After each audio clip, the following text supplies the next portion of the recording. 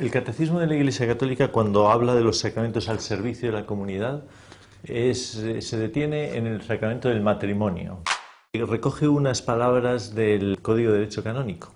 La alianza matrimonial, por la que el varón y la mujer constituyen entre sí un consorcio de toda la vida, y ahí está lo que entiende la Iglesia por matrimonio, una alianza, no un contrato, sino una alianza, que nos evocará al Antiguo Testamento, a las alianzas hechas con Dios, con el pueblo, por el que varón y mujer constituyen entre sí un consorcio de toda la vida, ordenado por su misma índole natural al bien de los cónyuges y a la generación y educación de la prole. Ya ahí ha definido muy bien la finalidad. Muchas veces se plantea a los cristianos la cuestión de si el matrimonio, tal y como lo entiende la Iglesia, debe ser la única forma aceptada, ¿no?, de convivencia de una pareja.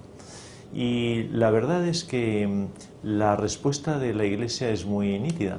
O sea, la convivencia, lo que se establece y lo que se comparte en la vida matrimonial es tan íntimo, es tan personal, pertenece a una esfera tan profunda de la persona que la dignidad de esa misma relación exige en sí mismo que se establezca una estructura de fidelidad alrededor de ella para no dañar a las personas. Otra de las cuestiones que con más frecuencia se plantean a los cristianos es la fórmula que a todos nos suenan de las bodas, de ya hasta que la muerte nos separe. Cuando se la plantean a Benedicto XVI, él contesta de una forma que la voy a leer porque no tiene desperdicio.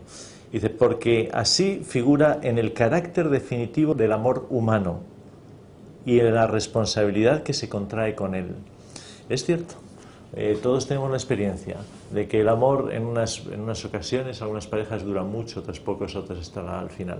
Ahora, cualquier pareja que se rompe, ellos reconocen que lo ideal sería que durase toda la vida. La ruptura es traumática, la ruptura duele, la ruptura hace daño. Y el Papa continúa, no debiéramos intentar demostrarlo racionalmente hasta el menor detalle, esta cuestión de la fidelidad, de la indisolubilidad. Aquí sale a nuestro encuentro la gran sabiduría de la tradición.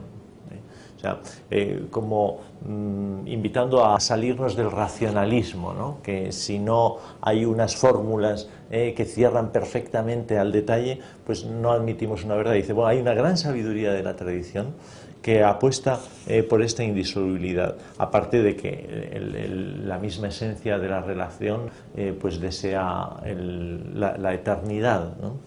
Dice, aquí sale a nuestro encuentro la gran sabiduría de la tradición, que en definitiva está respaldada por la palabra del mismo Dios. Y continúa, solo darme por entero, sin reservarme una parte, ni como quien dice, aspirar a una revisión, a una rescisión, responde plenamente a la dignidad humana. Solo ese tipo de entrega plena, universal, absoluta, es la que responde a la dignidad de la persona humana que quiere establecer una relación de amor. La vida humana no es un experimento ni un contrato de arrendamiento, sino la entrega del uno al otro. Y la entrega de una persona a otra solo puede ser acorde con la naturaleza humana si el amor es total, sin reservas. Pero debemos abordar aquello que es específico del matrimonio cristiano. El matrimonio cristiano es un misterio.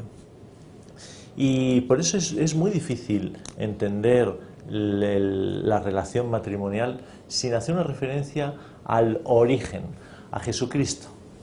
Da muchas luces. A Jesucristo, cada vez que le preguntan una cuestión o le plantean una cuestión matrimonial, él siempre se refiere a los orígenes. Ya sabéis que en el origen se dijo, ya sabéis.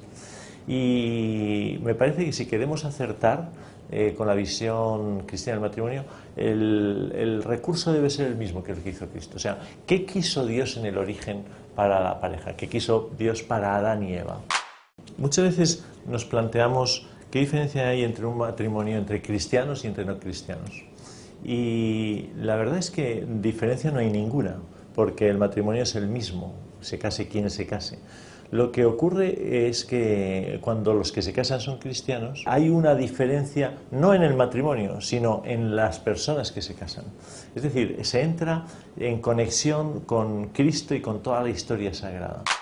Más o menos podría ser como lo que ocurre en las crónicas de Narnia, en las que los chicos cuando llegan a la habitación en el desván abren el armario, y en el armario sí hay unas cosas, y ese es el matrimonio, que es el de todos, pero cuando uno es cristiano sabe que se puede meter en ese armario y se entra en otro mundo que le conecta con toda la historia sagrada y que le conecta con el mismo misterio de Cristo y de la Iglesia. Por ejemplo, el sí de las bodas. Es un sí que entre los cristianos palpamos y somos conscientes del misterio que encierra ese sí.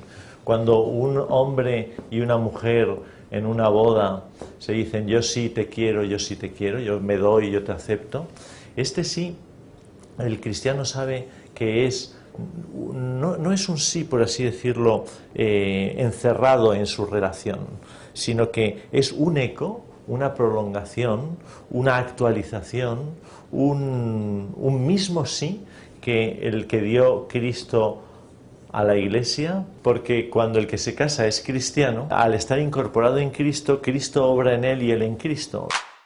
Vamos a poner un ejemplo de la historia sagrada. Es el caso de la alianza de Abraham. Un día Abraham le dice Dios que va a tener una descendencia que va a ser numerosa, ¿no? Dice, cuenta las estrellas, cuenta los granos de arena en una playa, y le dice, pues así va a ser tu descendencia. Y Abraham le dice, bueno, ¿y cómo sé yo que esto va a ocurrir?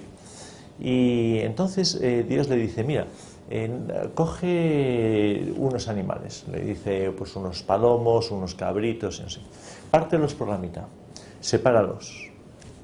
Y entonces Abraham hace lo que le ha mandado Dios. Claro, para nosotros todo eso es un poco enigmático, o no nos transmite queda muy distante a nuestra cultura. Pero en el pueblo judío era un pueblo que no tenía escritura. Y por lo tanto los pactos, los compromisos, los contratos, los hacían con gestos, con rituales. Este ritual era el ritual de mayor compromiso, el que exigía una mayor lealtad o fidelidad en el cumplimiento. Una vez estaban partidos los animales, la persona debía pasar por las dos personas que contraían en ese momento, pasaban entre ellos.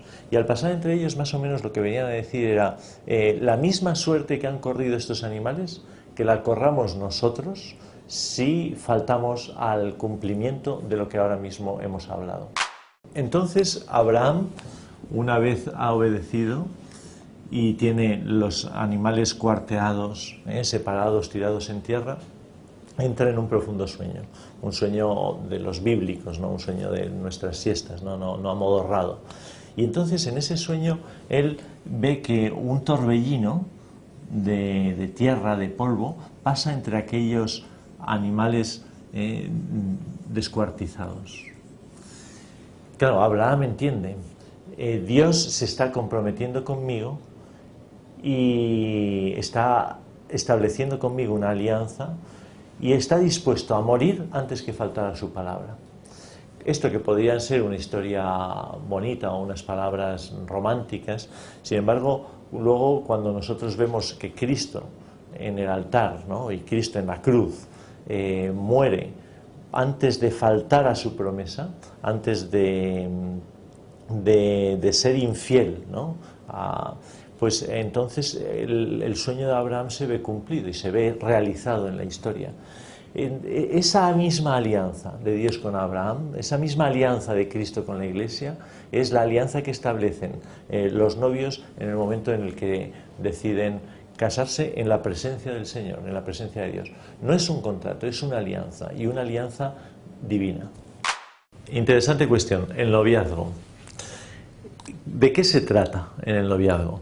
Importante no perder de vista que el noviazgo, podríamos decir, buscando una imagen, es un pasillo que me conduce hacia una sala de estar, hacia un lugar donde yo me voy a instalar.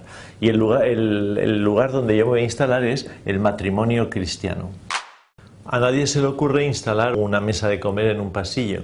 Esos son muebles propios de la sala de estar.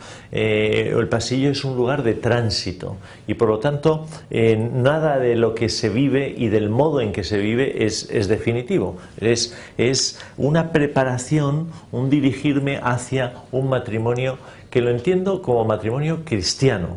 Y por lo tanto, dependiendo a qué sala de estar yo me dirijo, voy por un pasillo o por otro.